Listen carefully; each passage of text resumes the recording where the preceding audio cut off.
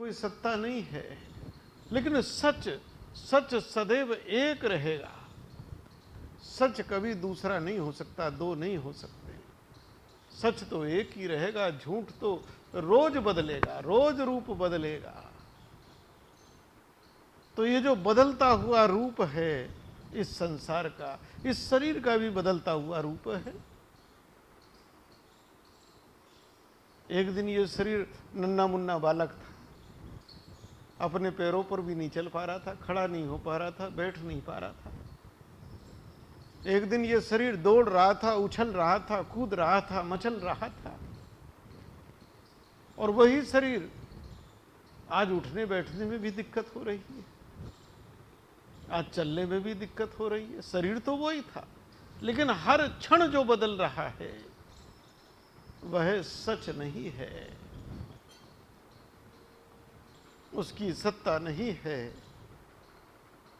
उससे अपने को ना जोड़ो। सच कौन है? जो इस शरीर के अंदर विद्यमान चेतना है। वो जब ये शरीर नन्ना मुन्ना था तब भी वो चेतना ऐसी ही थी। जब ये शरीर उछल रहा था, कूद रहा था, तब भी वो चेतना वैसी ही थी। और जिस दिन शरीर आसक्त हो जाता है उस दिन भी वो चेतना उसी रूप में रहेगी। इसलिए सच वो चेतना है जो अंदर विद्यमान है, और जो बदल रहा है वो सच नहीं है।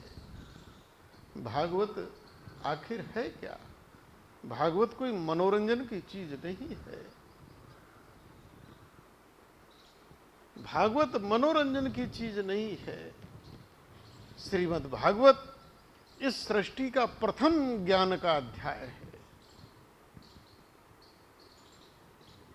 जब परात्पर पर ब्रह्म परमात्मा, वह विराट की अनंत चेतना, उसके अंदर जब संकल्प जगा है, एको अहम बहुश्यामः, मैं एक हूं अनेक हो जाऊं, तो उस विराट पुरुष की नाभि से कमल निकला है, कमल प्रकट हुआ है।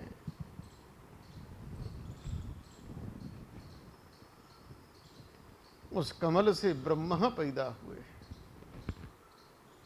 उस कमल से ब्रह्मा की उत्पत्ति है।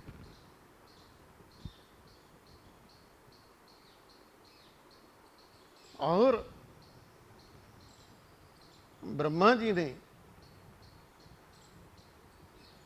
जब देखा तो कुछ नहीं दिखाई दे रहा। न तारे हैं, न दिन है, न रात है, न धरती है, न आकाश है, न नक्षत्र है, न 14 भवन है, कुछ भी नहीं है। एक महाशून्य। तो उनके अंदर प्रश्न जगा, को अहम, मैं कौन हूं? मेरा स्वरूप क्या है?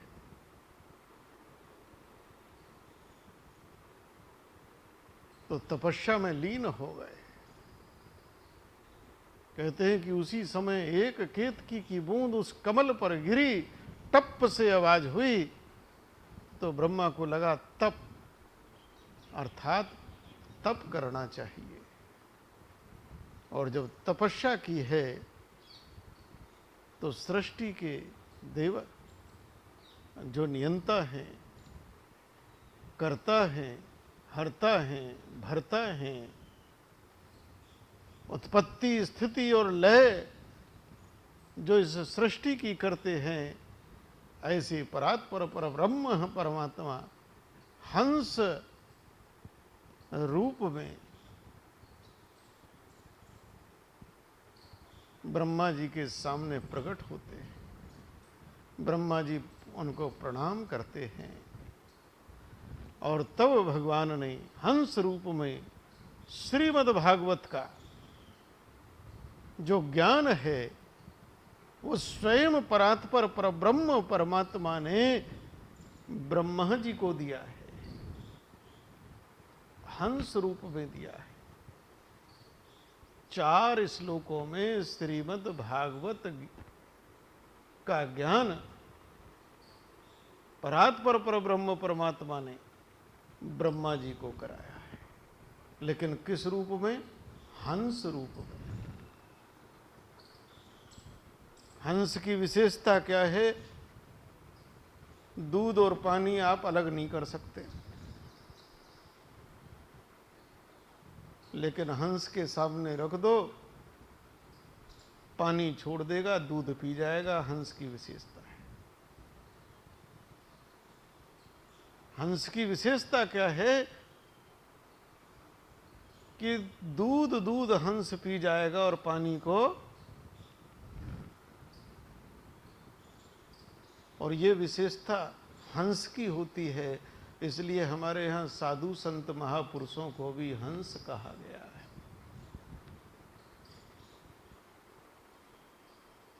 उनके नाम के साथ भी लिखता परमहंस।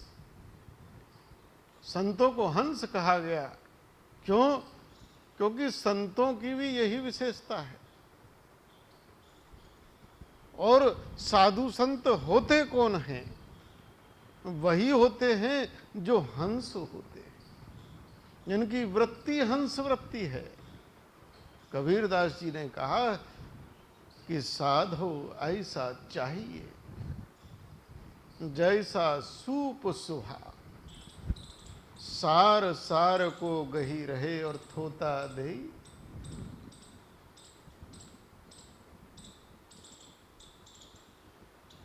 जो केवल सार और असार में सार को पकड़ते हैं, ज्ञान और अज्ञान में ज्ञान को धारण करते हैं, प्रकाश और अंधकार में जो प्रकाश को धारण करता है, वही साधु है, वही हंस है और वही परात्पर परब्रह्म परमात्मा है।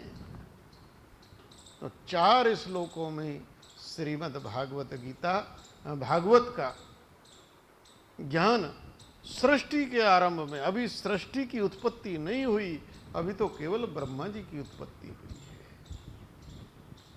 तो सृष्टि बाद में आई है और श्रीमद् भागवत ज्ञान पहले आया है। सृष्टि की उत्पत्ति बाद में हुई है, लेकिन श्रीमद् भागवत ज्ञान ये सृष्टि से पहले प्रकट हुआ है।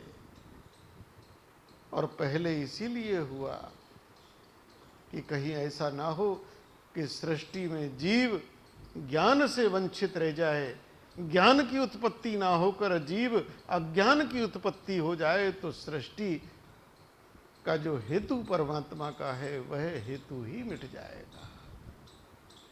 ये भागवत तत्व की चर्चा 7 दिन तक चलेगी।